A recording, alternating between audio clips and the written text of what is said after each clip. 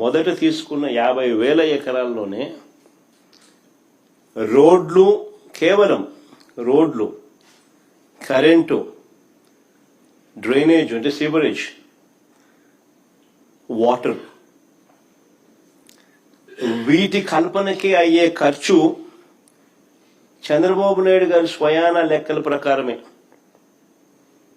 ఈయనే కేంద్ర ప్రభుత్వానికి ఇచ్చిన లెక్కలు, ఈయనే వివిధ బ్యాంకులకు ఇచ్చిన లెక్కల ప్రకారమే ఎకరాకు 2 కోట్లు అవుతుంది అని చెప్పాడు. అంటే 50,000 ఎకరాలకు అయ్యే 1,00,000 కోట్లకే దిక్కు లేదనుకుంటే,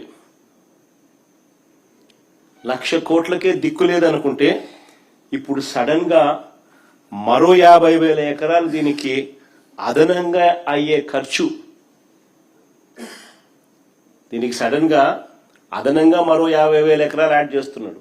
ఇంతకు ముందున్న 50,000 ఎకరాలు దానికయ్యే మళ్ళా అదనంగా మరో 1,00,000 కోట్ల రూపాయలు. ఇలా అమరావతిని ఎందుకు పెంచాల్సి వస్తా ఉంది, ఎందుకు పెంచుకుంటూ పోతున్నారు? ఆ డబ్బులు ఎలా వస్తాయి?